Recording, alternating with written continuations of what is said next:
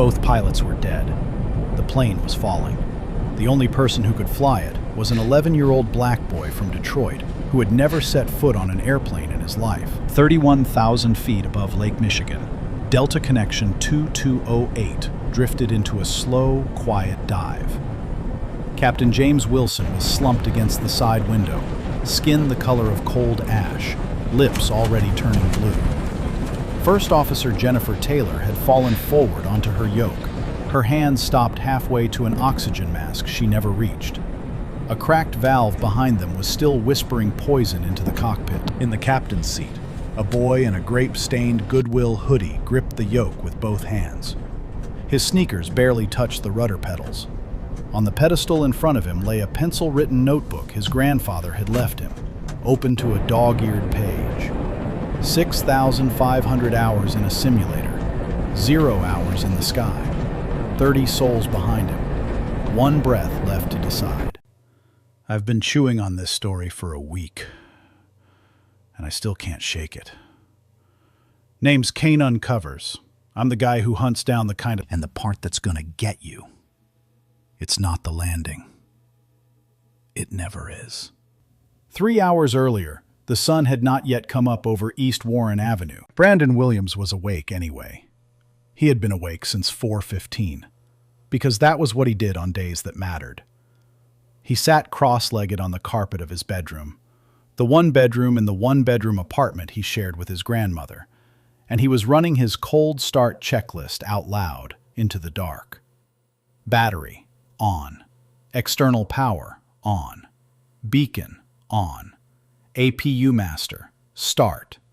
APU fuel valve, open. The Dell Inspiron laptop on the floor in front of him was a 2016 model with a duct-taped hinge, and the X-Plane 12 cockpit on its screen was a Bombardier CRJ 700 that he had rebuilt, panel by panel, from memory. The Thrustmaster joystick wedged between his knees was held together with 2 wraps of black electrical tape. Over his bed, pinned to the drywall with sewing pins, was a printed chart of the ILS approach into Detroit Metro, folded at the part that showed the decision altitude. He had drawn a small star in pencil next to the runway heading. He had put the star there when he was 9. Above the chart, at a slight angle, there was a photograph. A man in a tan Air Force dress shirt, smiling with his mouth closed. Staff Sergeant Elijah Williams, crew chief, C-130 Hercules, Brandon's grandfather. Dead 5 years now. In the kitchen, his grandmother was already frying eggs. Ruth Williams was 72 years old, and she cleaned office buildings for a living. Mondays, she cleaned the lobby of Comerica Tower downtown. Thursdays, she cleaned a dental office out in Dearborn. She had worked the night shift the night before, come home at 3 a.m., slept for an hour, and gotten up to make her grandson breakfast before she drove him to the airport in a 15-year-old Chevy with a driver's side door that only opened from the inside. "Eat," she said, when Brandon came out of the bedroom with his backpack over one shoulder. "You don't eat, you get airsick. I looked it up." He ate. 2 eggs, a piece of toast, a gas station honey bun, because she had bought it for him as a joke last night, and it had become a good luck thing. On the counter sat a paper boarding pass, laminated at the library branch on Mack Avenue. The pass said, Brandon Williams, minor, unaccompanied, Delta Connection 2208, DTW to Milwaukee, connecting onward to Oshkosh for the EAA Young Eagles summer camp. He had won his seat at that camp with an 800-word essay titled, Why Altitude is a Promise. Ruth drove him in the dark. At the gate, Concourse A, Gate A18, just after sunrise, she bent down and straightened the collar of his hoodie. "Your granddad would be proud," she whispered. He nodded. He did not say anything back. He did not trust his voice. She watched him walk down the jet bridge with the other passengers.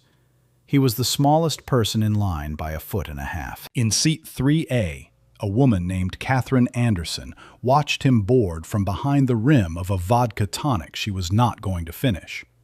She was 53.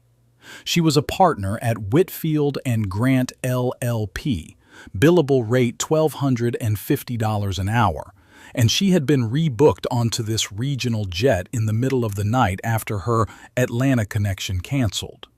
Her Louis Vuitton briefcase was on the floor by her feet. Her suit had not wrinkled. Nothing about her had wrinkled in a long time. When Brandon passed her row on the way back to 14C, she turned to Maria Brooks, the lead flight attendant, and she said quietly, "Is that child traveling alone?" Maria smiled. "He's a minor passenger, ma'am, pre-boarded. We keep an eye on them." Catherine watched him find his seat. She watched him take off his backpack, very carefully, and tuck it under the seat in front of him. She watched him pull out a library copy of Stick and Rudder with the barcode still on the spine. She did not smile. In the cockpit, 11 rows ahead of her, Captain James Wilson was running the same checklist Brandon had whispered into his bedroom carpet an hour before. His first officer, Jennifer Taylor, was 34 years old and engaged to be married in May. She wrinkled her nose. "James," she said, "you smell that?" "De-icing fluid," he said. "They were spraying when we pushed back." "It's sweet, like melted sugar." "That's de-ice," he said again, without looking up. The cracked bleed air valve on the number 2 engine began, very quietly, to open. 29 minutes after takeoff, the smell in the cockpit went quiet. The seatbelt sign went off at 10,000 feet, and Catherine Anderson unbuckled hers. She did not need to. She did it anyway. She leaned across the aisle, across the empty seat of 3B, where her assistant should have been sitting, and she looked at Brandon Williams the way she looked at junior associates in a deposition she was about to win. "Traveling alone, sweetheart?" she said. "Does your mother know where you are?" Brandon looked up from Stick and Rudder. He closed the book over his thumb, the way he had been taught to hold a page. "My grandmother put me on the plane, ma'am," he said. "She's proud of me." "That's not what I asked." "It's what I have, ma'am." She did not know what to do with that. She sat back. Maria Brooks came by a minute later with the drink cart. She looked at Brandon and at the book on his lap, and then she leaned down and spoke a little more slowly than she had spoken to the man in 14D. "Would you like some headphones, honey, for the movie? I can show you how to plug them in if you need help." "I have my own, ma'am. Thank you." She gave him a pair anyway, sealed in plastic. He took them and said thank you again. She came back 8 minutes later and offered him a second pair, because she had forgotten the first time. He took that pair too. He did not correct her. In 12B, a 52-year-old man named Daniel Miller leaned into Brandon's space and asked if Brandon would mind swapping seats because Daniel's knees hurt and the middle row was more generous. Brandon said yes. He moved to 14C. He did not ask for anything in exchange.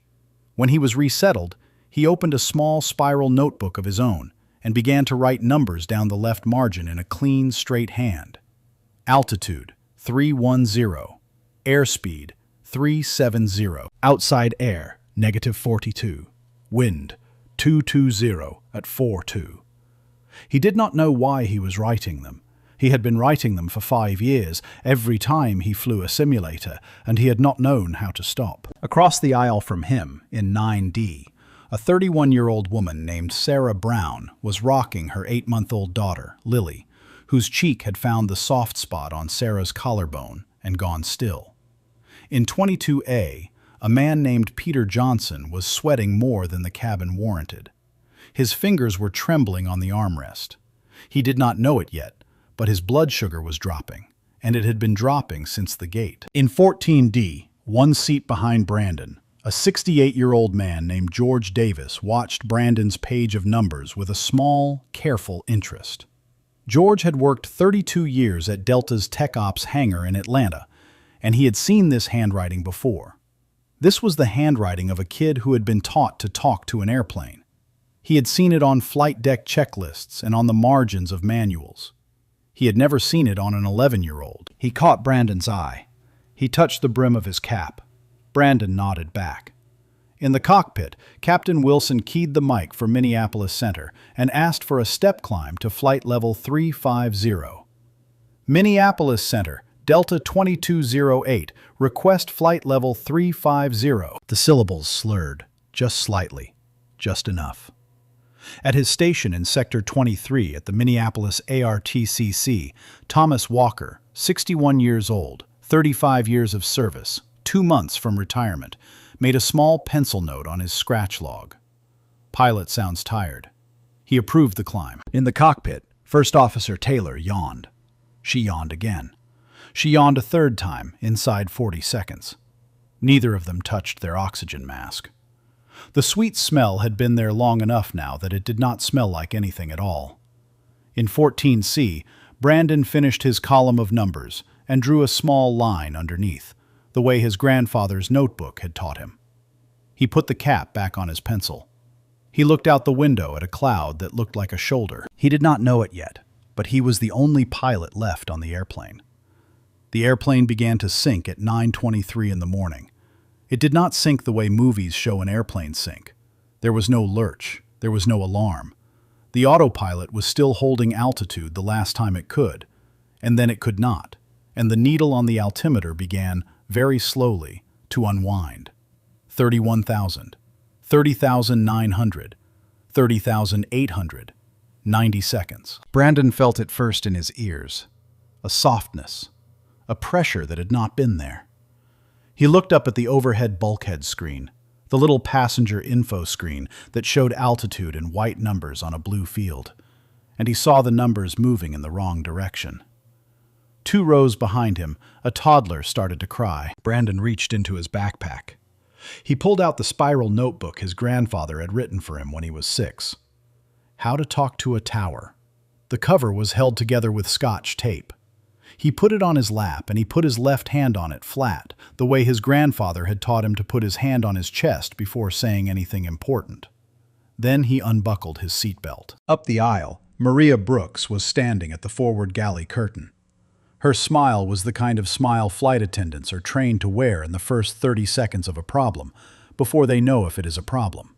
She rapped her knuckles against the flight deck door in the crew pattern.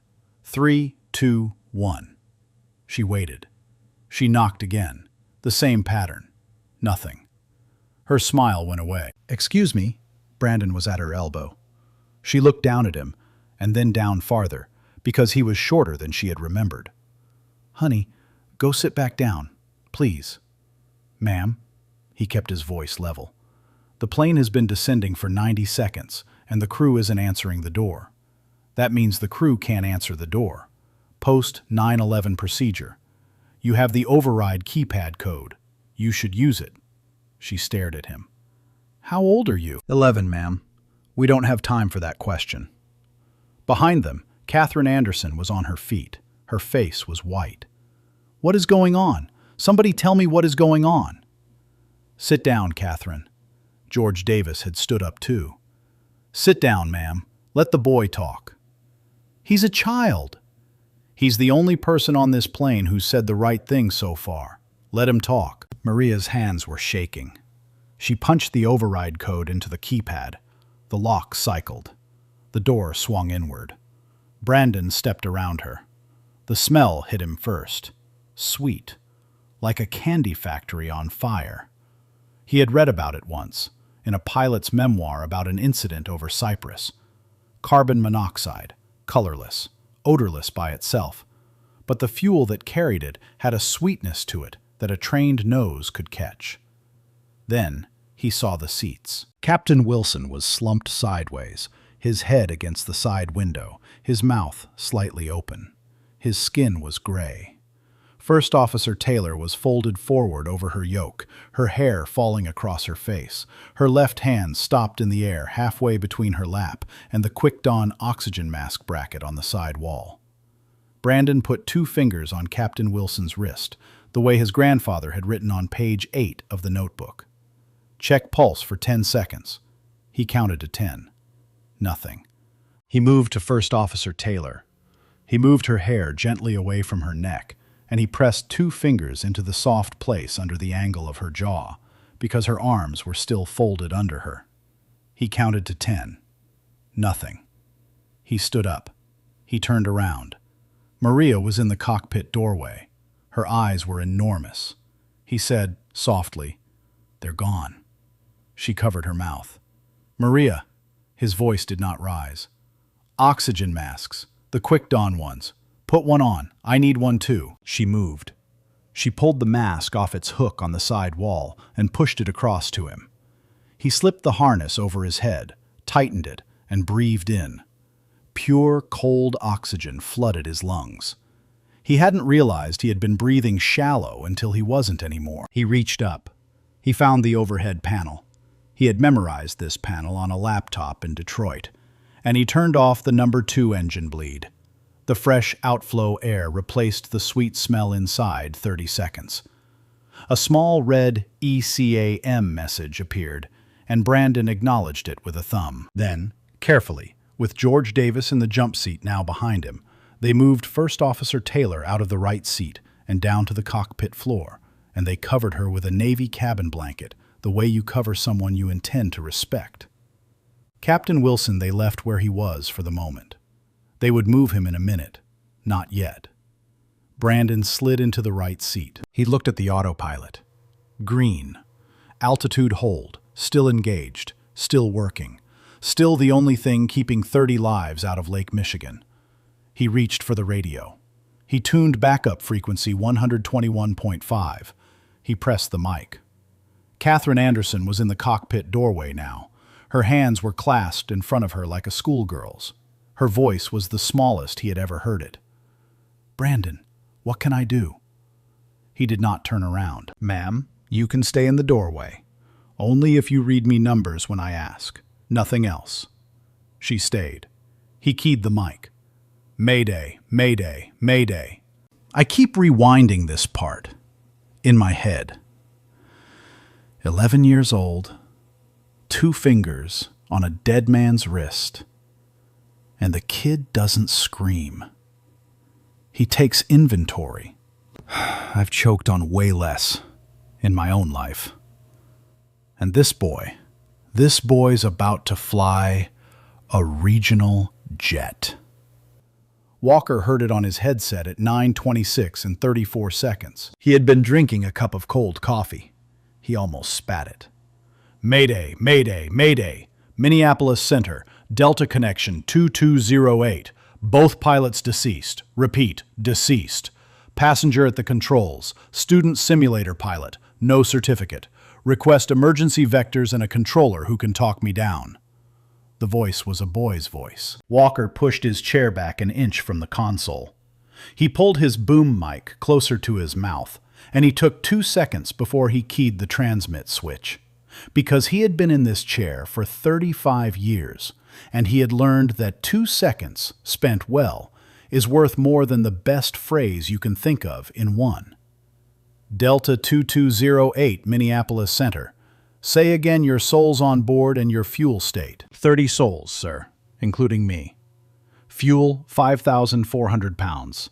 Altitude, 30,800. Heading, 290. Airspeed, 340. Squawking, 7700. Autopilot engaged. Altitude hold active. Walker closed his eyes for half a second. This was not a prank. Pranksters did not know how to squawk 7700. Pranksters did not report fuel in pounds. He keyed his mic. 2208, son. How old are you? And who taught you to talk to me like that? A pause. I'm 11, sir. X-Plane 12, 6,500 hours logged. CRJ systems memorized. My granddad taught me the radio before he passed. Son, what was your granddad's name? Another pause. When the voice came back, it was smaller. Staff Sergeant Elijah Williams, United States Air Force. Crew Chief, C-130 Hercules. 1968 to 1988. Walker put his hand over his mouth. He pressed a side button and spoke to his supervisor on the hotline. "Barry, Sector 23. I need the FAA Great Lakes region on the phone. I've got a miner at the controls of a CRJ 700 with both pilots down, and he sounds better than half my regionals. I want operations. I want the Delta dispatcher. I want the kid's grandmother on a cell phone. Get it done." He pulled his mic back. He made his voice quiet. He made it what his own father had sounded like when his father had taught him to drive a car. "Delta 2208, I read you, son. Altitude 30800, heading 290, autopilot engaged. My name is Tom Walker. I have 35 years in this chair. I am going to be your co-pilot today, and we are going to go home together. Confirm. A breath on the line. Confirm, sir. Co-pilot Walker. In the cockpit doorway, Catherine Anderson heard the word grandfather and pressed the back of her hand against her mouth. She did not make a sound. She did not make a sound for the next 20 minutes. Brandon's own hands, on the yoke, were perfectly still. 1,000 miles south, his grandmother was scrubbing a dental office sink and did not yet know her boy was flying the plane. They moved Captain Wilson at 9:34. George Davis and Maria Brooks did it. They unbuckled his harness slowly, because slow was respect, and they lifted him under his arms and behind his knees, and they carried him, together, 6 steps back to the forward galley, where they laid him on the floor against the bulkhead and covered him with a second navy blanket and folded his hands across his chest. Neither of them spoke. Maria was crying. George was not. George had buried both of his brothers in uniform, and he knew that right now, crying was not what the men behind him needed from him. When they came back, Brandon was already in the left seat. He had slid across the center pedestal on his belly rather than stand up and walk around, because standing up and walking around meant not looking at the cockpit, and right now, he could not afford to stop looking at the cockpit. He was in the captain's chair. His seatbelt was fastened. His sneakers were on the rudder pedals, and the pedals were not adjusted forward enough, because the pedals had been set for a man 6 feet tall. He was 48 inches. He put both hands on the yoke the way he had seen his grandfather's friend Walter Dupree do once, at an air show in Willow Run when Brandon was 7. Light. Like you were holding a bird that had landed on you by accident. Before he touched anything else, he did something no camera would ever record. He turned his head to the right, to the place where First Officer Taylor had been lying on the cockpit floor under the blanket, and he said, very softly, "Thank you, ma'am." He turned his head to the left, to the empty captain's seat he was now sitting in, where Captain Wilson had been 12 minutes before, and he said, "Thank you, sir." The open microphone on the panel was not keyed. Only Thomas Walker, whose finger had slipped onto the push-to-talk on his end of the line, heard it. Walker did not tell anyone about that for 3 years. Brandon keyed his mic. "Tom, cockpit secured. Both crew members respectfully relocated. I'm in the left seat now.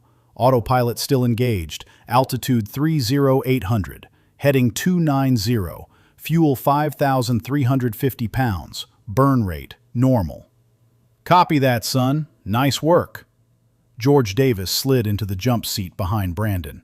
He buckled in. He did not say anything. He was there to be useful, and Brandon knew it. Catherine Anderson was still in the cockpit doorway. Her knuckles on the frame were bone white. "Ma'am," Brandon said without turning, "I need one thing from you." "Anything." "On the overhead panel, there's a display that says CABALT. It's a number. Right now it reads 8.3. Every 30 seconds, I need you to read it to me. If it moves more than 0.2, either direction, I need you to say it louder. Can you do that?" "Yes." "Then please start." 8.3. "Thank you, ma'am." Walker came back on the frequency. "Delta 2208, Minneapolis Center. Nearest suitable field is Cherry Capital Airport, Traverse City, Michigan. Identifier Tango Victor Charlie. Runway 28, 6,500 feet available. Emergency services staged. I'm going to vector you there. Turn right heading 310. Descend and maintain 10,000. Right 310, down to 10,000. Delta 2208. Brandon did not touch the autopilot yet. He reached up. He turned the heading bug on the MCP to 310, slowly, with his thumb. He dialed the altitude down to 10,000. He clicked the VS wheel to minus 1,800 feet per minute. The CRJ's nose dipped into the new heading, and for the first time since he had sat down, the airplane was descending on purpose. 8.3, Catherine said behind him. Out in the cabin, Maria was handling 26 passengers by herself. Sarah Brown had Lily on her chest, face inward, and she was humming something Brandon's grandmother had hummed to him once when he had strep throat. In 22A, Peter Johnson had started to hyperventilate. He stood up, on the 4th degree of descent, and lunged for the overwing exit handle. 3 passengers grabbed him. A young woman with a nose ring got an arm around his shoulders. A man in a business suit put a hand on his chest. Daniel Miller. The same Daniel Miller who had taken Brandon's window seat 2 hours before, held Peter's other arm, gently. And Daniel Miller, 52 years old, with a mortgage and a wife and a daughter in college, said, "Brother, look at me. We're okay. The kids got it. We're okay." Catherine heard the commotion. She stepped out of the cockpit doorway for exactly 90 seconds. She was not a lawyer right then. She had been a nurse in the medical ICU at Henry Ford Hospital for 4 years before law school, and some part of her, the part that knew how to read the color of a person's lips, recognized what she was looking at. She knelt beside Peter. She looked at his pupils. She took his wrist. She smelled his breath. She called back to Maria over her shoulder. "Juice. Orange juice, apple juice, any juice. Glucose tablets if you have them. He's hypo. He's not insane." Maria found a can of apple juice in the drink cart. Catherine held it to Peter's lips and tilted it. 90 seconds later, his hands had stopped shaking. She came back to the cockpit doorway. 8.3. "Thank you, ma'am."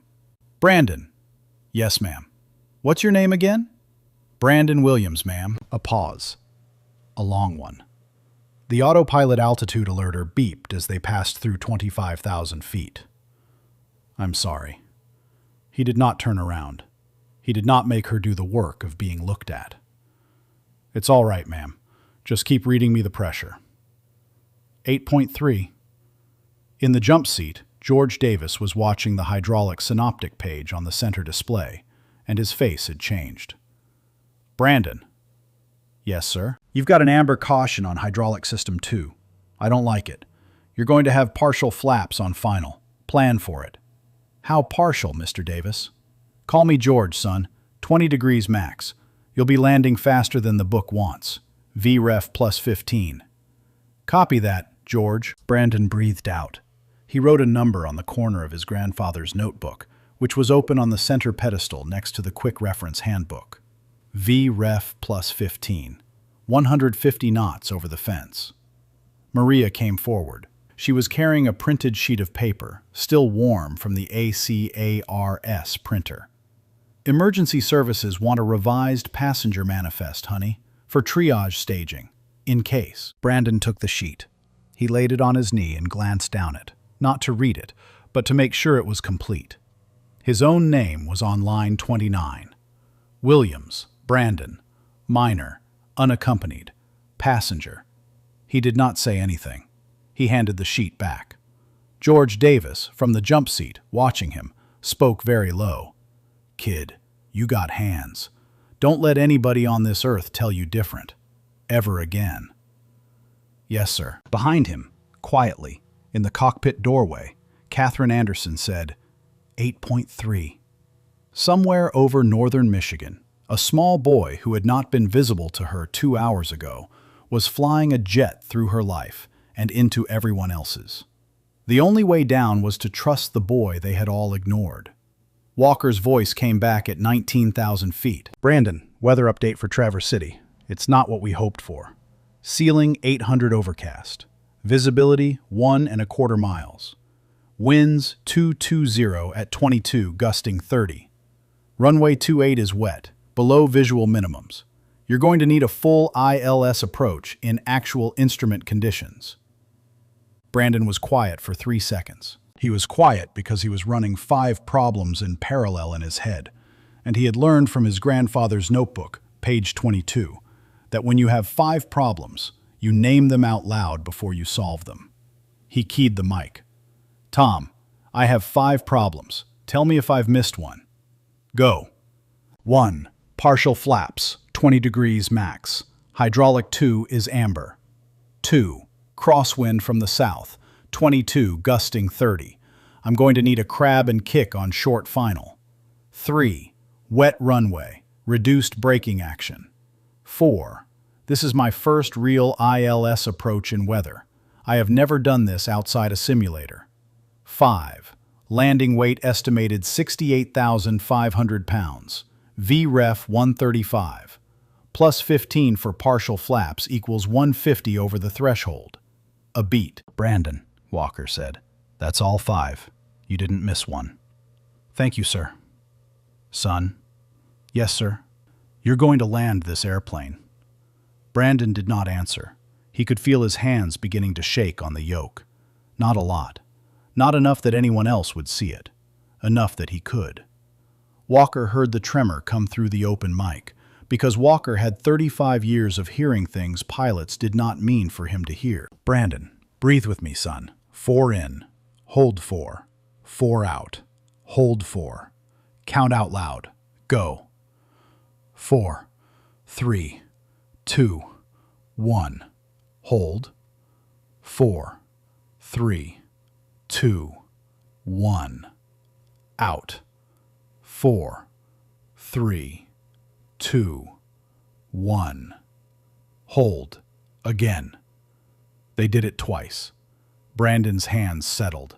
His shoulders came down half an inch. Okay, sir. I'm good. You were always good, son. Behind him, Catherine said, 8.3. In the cabin, Maria had started the brace briefing. She walked the aisle, slowly, one hand on each seat back, and she said the same words she had said in training every year for 8 years. Head against the seat in front of you, feet flat on the floor, arms crossed over your thighs.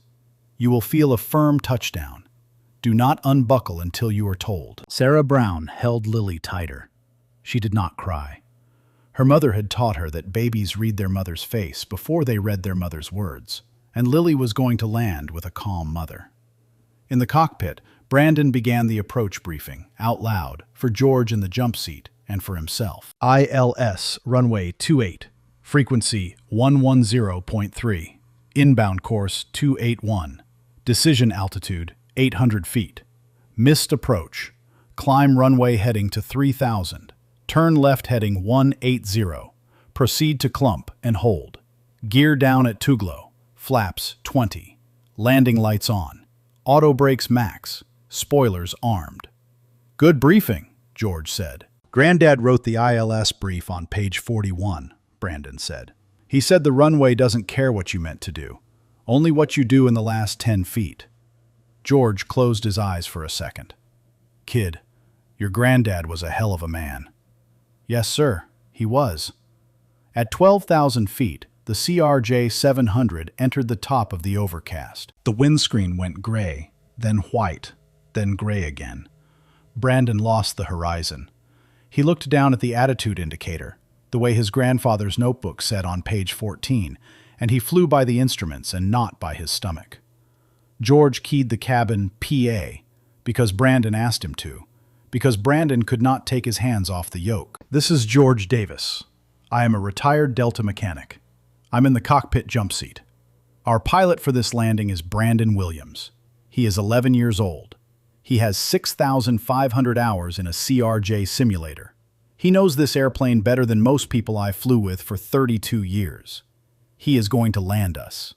You are going to help him by being very quiet. Brace position in 3 minutes. The cabin went still. 3 miles out, Brandon's hands stopped shaking.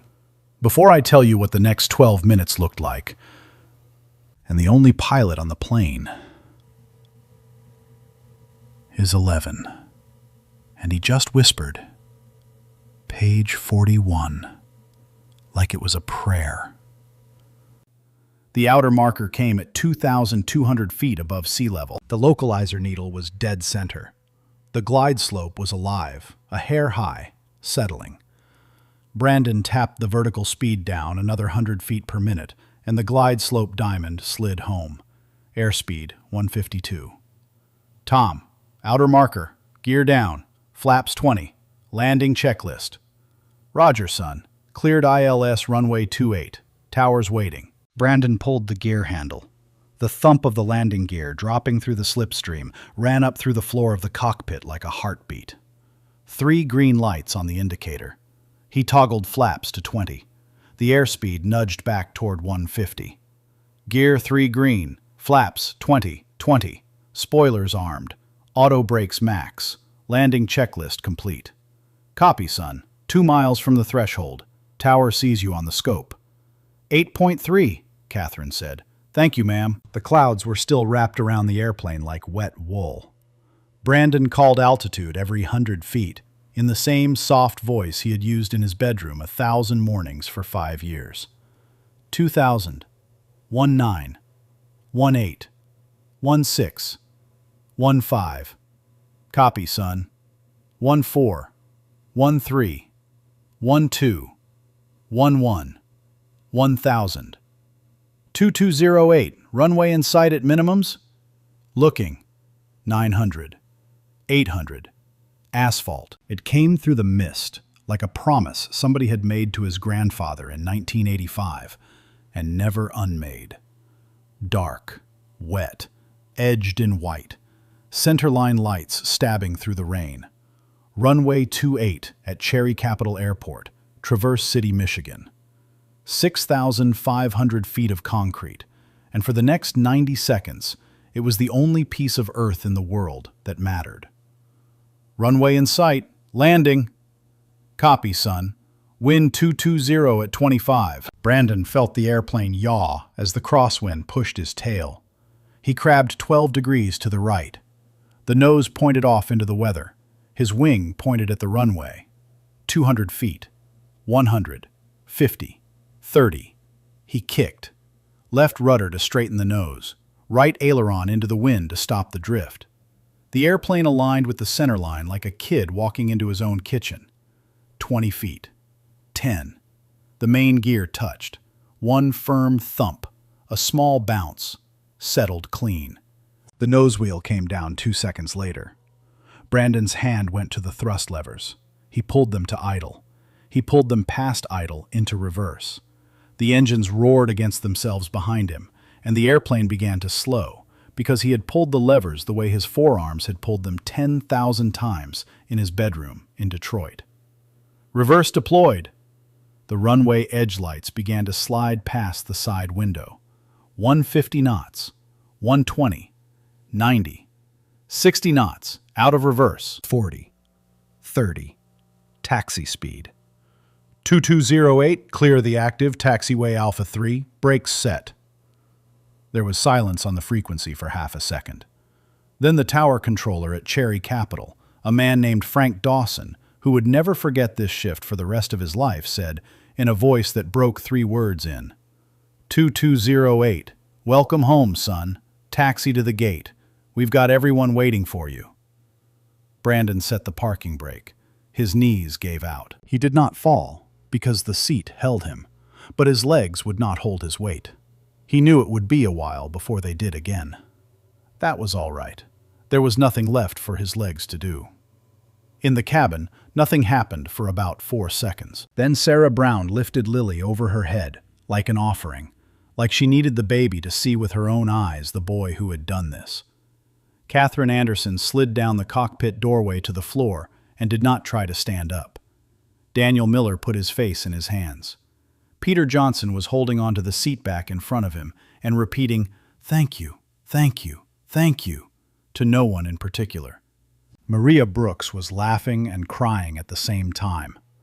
George Davis was on his knees in the jump seat, head bowed, and his lips were moving in a prayer he had not said since his brother's funeral. Brandon unbuckled. Slowly. His fingers were trembling now, for the first time in 90 minutes. He climbed down out of the captain's seat, and he walked the 5 steps back to the galley floor, where Captain Wilson lay under a blanket and First Officer Taylor lay under another, side by side. He knelt between them. He did not touch either of them. He folded his hands in his lap. Captain Wilson, First Officer Taylor. The microphone on the cockpit panel behind him was still open. Tom Walker, at his station in Sector 23 at the Minneapolis ARTCC, stopped breathing. "I'm sorry I couldn't do more," Brandon said. "I kept them alive. I tried. Thank you for what you did before.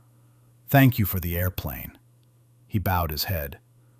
Tom Walker put his headset down on the console and covered his face with both hands. His supervisor, a man named Barry, came around the corner of the cubicle and did not say a word.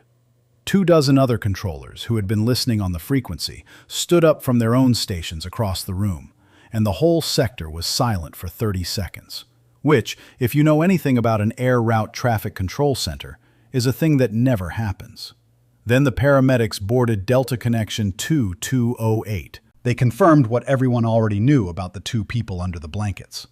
They removed them with the blankets still in place, without lifting, so that no passenger would see what was there. They did this because George Davis had radioed ahead and told them to. The passengers deplaned in silence. They walked past the cockpit door one by one. Every one of them looked in. Every one of them saw the small boy in the grape-stained hoodie sitting on the cockpit floor, holding his own elbows. Brandon walked off last. A Delta Gate agent named Patricia met him at the end of the jet bridge. Her face was streaked. "Son," she said, "your grandmother is on the phone." He took it. He stood there in the fluorescent light of Gate 3 at Cherry Capital Airport, and he listened to his grandmother cry, 1,200 miles away in a dental office she was supposed to be cleaning. "Baby," she said, "you did it." He looked at his own hands. There was a smudge of whiteboard marker on his right thumb from school the day before. He had forgotten to wash it off. "Granddad," he said, very quietly, so that only his grandmother on the phone could hear. "I did it. I kept the promise." The press conference was 4 days later at the FAA Great Lakes Regional Office in Des Plaines, Illinois. Brandon wore a borrowed Navy suit, 2 sizes too large. The shoulders fell past his shoulders. His grandmother had pinned the cuffs up with 2 safety pins. She sat next to him in the first row. On the dais with him, Thomas Walker, 2 weeks from retirement and wearing a tie for the first time in a decade. Ellen Wilson, Captain Wilson's widow, 56 years old, her hair freshly braided by her daughter that morning. Grace Taylor Bennett, Jennifer Taylor's mother, 62, holding a small black velvet jewelry box in both hands. 2 chairs on the end of the dais stood empty, with the uniform jackets of the captain and the first officer folded over their backs. No flags, no bugles. This was not a funeral. It was an accounting. The NTSB regional administrator read the preliminary finding aloud. A crack in a bleed air valve on the number 2 engine of Delta Connection 2208, approximately 1/4 of an inch long, had allowed combustion byproducts, principally carbon monoxide, to enter the cockpit environmental system during climb. The 2 flight crew members had been rendered unconscious within approximately 6 minutes of exposure and had expired within 12. The report went on. It used technical language for half a page. Then, in the final paragraph, the administrator read a sentence that would be quoted in every aviation textbook published in the following decade. The subject minor passenger demonstrated airmanship and airmanship-adjacent cognitive function, materially exceeding commercial certificate standards. Ellen Wilson spoke first. She stood up. She unfolded a sheet of paper. She looked at Brandon across the dais. "My husband's insurance policy paid out on Friday," she said. "I've spoken with my daughters. We've established the Wilson Family Fund. It will cover the mortgage on a new 3-bedroom house for Brandon and his grandmother in a Detroit neighborhood of their choosing, and it will pay for all of Ruth's medical care for the rest of her life. My husband was a captain because he loved the responsibility.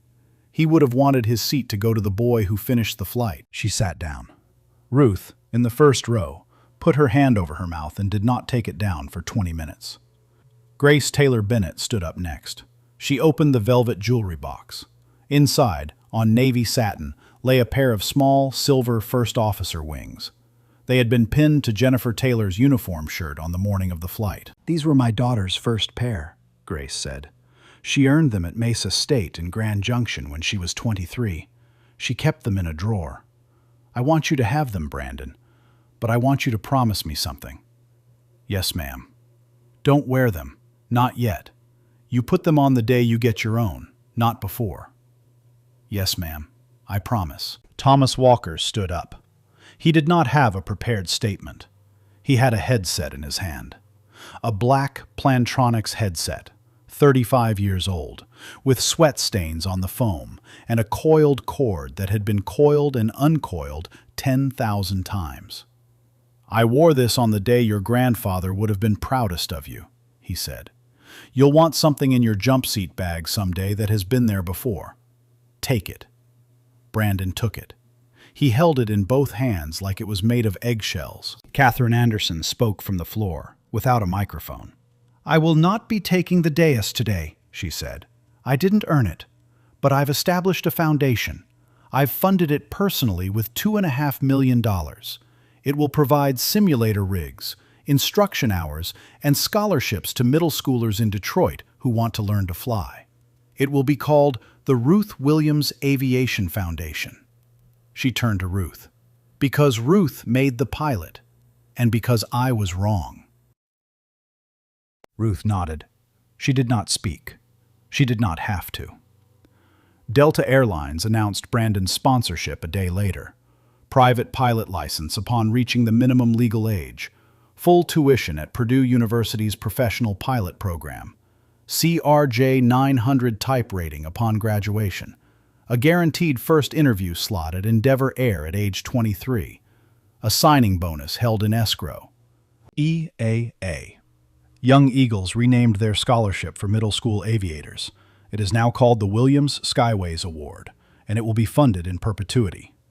George Davis, the retired mechanic from 14D, built Brandon a full-motion home simulator rig in the basement of the new house. 6 screens, authentic CRJ yoke, rudder pedals, parts donated by 30 of his former colleagues at the Tech Ops hangar in Atlanta. Completion took 82 days. Peter Johnson flew to Detroit with his wife. He left a medical alert bracelet on Ruth's kitchen table. To say, the small card attached read, that you are never invisible to me again. 2 weeks later, a letter arrived at the new house from the Historical Support Office of the United States Air Force. Staff Sergeant Elijah Williams's service record had been reviewed. He had been due, at the time of his discharge in 1988, 3 commendations that had been delayed in the administrative backlog of the period. Among them, the Meritorious Service Medal for his conduct as a crew chief on combat resupply missions during a classified period of operations. Ruth opened the letter at the kitchen table. She read it twice. She walked into the living room. She pinned the medal on the wall above the stove, where a cross had hung. At the press conference, Brandon had spoken for 90 seconds. He had thanked his grandmother. He had thanked Thomas Walker. He had named Captain Wilson and First Officer Taylor once each, slowly, the way you name people who have given you something you can never give back. And he had said, "My granddad used to tell me that altitude is a promise. I want to help keep it. For kids like me, and for the crews who didn't come home." That night, back in Detroit, Ruth made him a grilled cheese sandwich at the old kitchen table in the old apartment. "Baby, 5th grade Monday?" "Yes, ma'am." He went. The new house has 3 bedrooms and a basement that smells like fresh electrical solder. Brandon's room is on the 2nd floor. The window faces east, toward the airport. On the wall above his new desk, Ruth hung the water-stained piece of ceiling from the old apartment, the patch shaped like the state of Michigan, inside a thrift store picture frame. She said it was important. She said a map of where you came from is worth more than a map of where you are going. Tom Walker's Plantronics headset sits on the corner of the desk. Inside a small glass case, on a bookshelf by the bed, rests a pair of silver first officer wings that Brandon has promised not to wear yet. Downstairs, above the stove, an Air Force Meritorious Service Medal hangs where a cross once hung. And on the desk, open to a new page, is a pencil-written spiral notebook held together with Scotch tape. How to Talk to a Tower. Brandon has added a single line underneath his grandfather's final entry. The date is 4 days after the landing. The handwriting is his own. First real flight. Logged. B. Williams, age 11. Outside, through the window, a contrail crosses the Detroit sky and turns slowly pink in the evening light. Brandon Williams was never the boy nobody expected. He was the boy nobody bothered to ask. If this story reminded you that small hands can hold the sky, A quick subscribe is how you tell us to keep finding the kids nobody bothered to ask. Someone you know needs to hear this tonight.